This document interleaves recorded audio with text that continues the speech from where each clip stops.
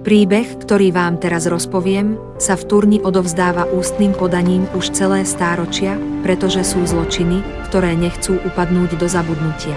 Jeden člen mocného rodu Bebekovcov mal dve céry, Kristínu a Katarínu. Kristína bola kráľovsky krásna, očarujúca, no krutá a sebecká. Katarína bola naopak tichá a dobrosrdečná ako fialka. Obe sestry sa zalúbili do rytiera Kelemena Deršfiho, rytier však miloval iba Katarínu a Kristínu rozhodne odmietol. V Kristíninom srdci sa vtedy zrodila závisť a túžba po pomste. Nadišiel večer pred svadbou. Siene hradu sa zaplnili hostiami, znela hudba, tieklo víno a všetci sa veselo zabávali. Nik netušil, že sa blíži nebezpečenstvo. Aj snúbenci boli uprostred veselice.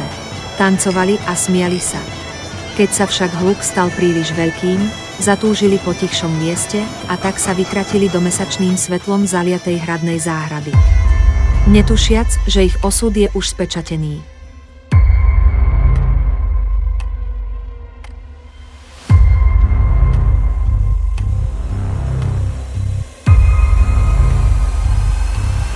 Potom Kristína v čiernom plášti vyskočila z krovia a vrazila dýku do srdca Kelemena Deršfiho. Rytier okamžite zomrel.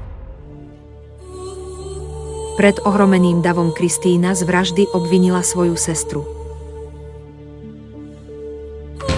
Kráľ vyslal do Turne Palatína, aby odhalil pravdu a potrestal vraha. Po príchode tento statočný muž podľa vtedajšieho zvyku nariadil skúšku viny. Prítomní boli ľudia z hradu, hostia aj zástupy z celého okolia. Jeden po druhom pristupovali k rakve rytiera s dýkou v ruke a prísahou vyhlasovali svoju nevinu. Keď prišla na rad Katarína, jej nevina sa ihneď potvrdila.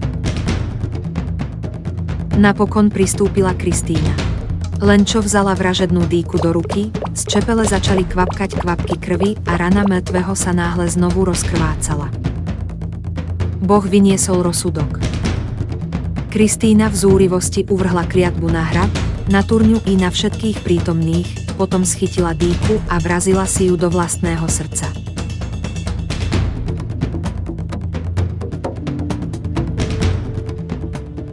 Katarínu si Deršfiho otec odviedol so sebou. Dievčine napokon puklo srdce žiaľom a pochovali ju vedľa jej milého. Podľa povesti sa však príbeh tým neskončil. Vraj aj dnes vídať Kristínu, ako sa v bielom závoji túla medzi múrmi zrúcanín Turnianského hradu. Jej nariekajúca duša hľadá miesto odpočinku. No nenachádza ho. Podľa povery niektorým dievčatám duch Kristíny dokonca ostrihal vlasy, no v Turni sa o tom už hovorieva iba šeptom.